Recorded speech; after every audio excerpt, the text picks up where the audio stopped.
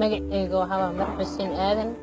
xaajigayga waxa isku guursanay 2015kii bishii afraad ma sha Allah waa ku faraxsanaa waan ku saaciday inuu xaasas kale ila soo guursado anaaba ku taageeray wallahi inaan reerka la soo wada dhameystiro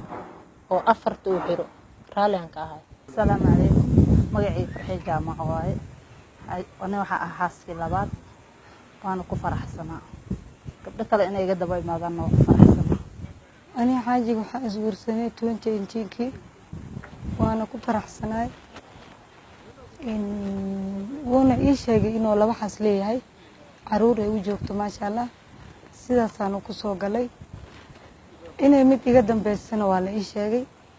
ما شاء الله وكسو دويه وانا كتاغيري waxaan gabdhaha u baaqayaa in ay dhinaca diinta fiiriyaan oo midee hadii uu qofkii awood leeyahay oo ninka labada xaas ama saddex xaas hadii uu guursado oo awoodeeda ka soo bixi karo in lagu taageero ilaahay baa ku mahadsan isku maasha maanta halkaan isugu nimid alxamdulillah aniga magacaygu waa Naxwa Cabdicasiis guurkaygu wuxuu dhacay 2019kii bishii 10aad 25teedii October 25teedii waa dumarka iga horeeyay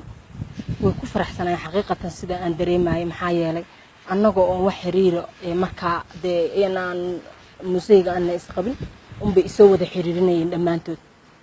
dabcan qofku markuu ku soo xiriiriyo iyo markuu ku soo xiriirin waa dareemi kartaa awoodda ka dhaxaysa labadaas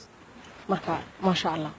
saddexaas inay ka horeyso inay qoys faraxsan yihiin inay imaashayga ku faraxsan yihiin inta waa la ii sheeg waana ku faraxsanaa markaan soo galay maadaama ay yihiin qoys faraxsan